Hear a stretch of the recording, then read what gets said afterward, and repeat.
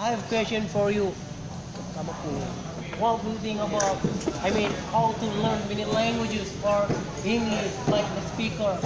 In my opinion, learn English like the speaker, for example, reading a lot first, and then listen music, and then watching a lot. What do you think about that?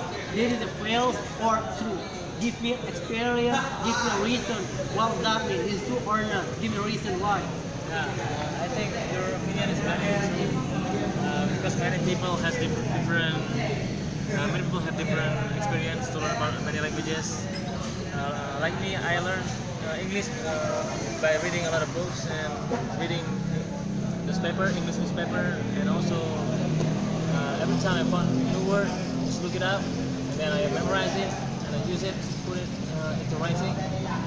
And also I used to listen to English music in the past, and I also watch English movies. But for me, I do most of English by listening a lot from BBC, and also I also like to learn English idioms. That's all. Yeah. Wow. You know.